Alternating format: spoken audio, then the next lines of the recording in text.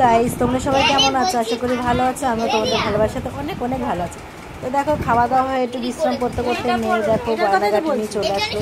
তো তোমাদের মনে হঠাৎ করে কৌতূহল হচ্ছে যে দুপুরবেলা গয়নাগাটি পরে কোথায় যাব।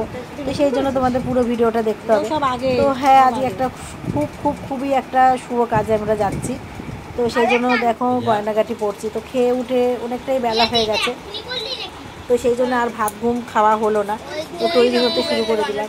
আর যেহেতু আমার গয়না পরা অতটা অভ্যাস নেই, সবসময় গয়না ছাড়াই আমি থাকি। তো কোথাও যেতে গেলে আমি গয়নাগুলো পরি। তো দেখো মেয়ে আমাকে সেই জন্য দেখো সাজুগুজু করে দিচ্ছে।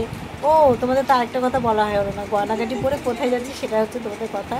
সেটা হচ্ছে আজকে আমার দেওরের পাকা কথা।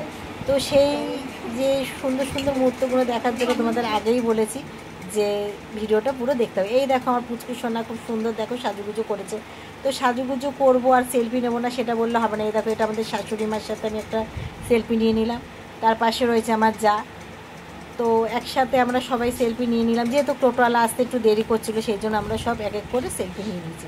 তো সাজবো, ফটো তুলবো না, এটা কখনো হয় বলো? তো যেই মানে টোটোওয়ালা চলে এসছে সবাই দেখো এক এক করে আমরা টোটোর সামনে উঠে পড়েছি। তো বাচ্চা বলতে আমার শুধু ছোটো মেয়েই যাচ্ছে, আমার বড় মেয়ে যাচ্ছে না। সেই জন্য আমার বড় মেয়ের খুবই মন খারাপ। তো এই দুটো টোটো বলা হয়েছিল যে এই যে 11-12 জন লোক হয়েছে বলে দুটো টোটো বলা হয়েছে।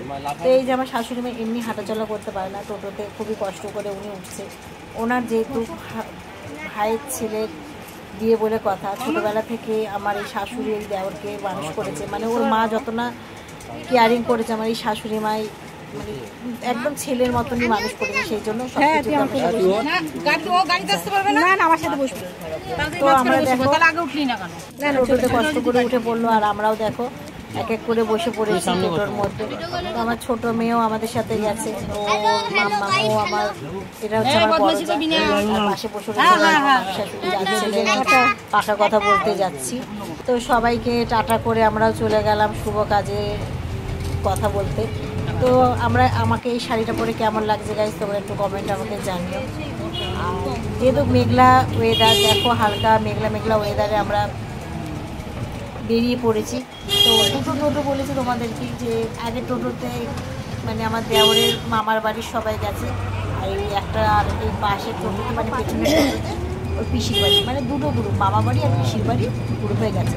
তো এই ভিডিওটা অনেকটাই বড় হয়ে যাবে বলে পুরোটা তোমাদেরকে দেখানো যাবে না। এটা তোমাদের একটা পার্টি দেখাচ্ছি, শুধু যাওয়ার ভিডিওটা।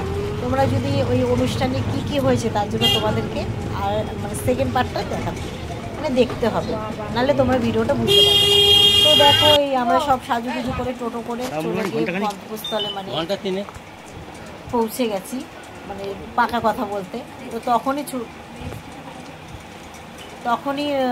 ছিটে মানে ঝিরঝিরি বৃষ্টি পড়ছে। তোমাদের প্রথমেই বলেছি যে মানে মেঘলা আকাশে বৃষ্টি ওয়েদারে আমাদের আজকে প্রোগ্রামটা ছিল।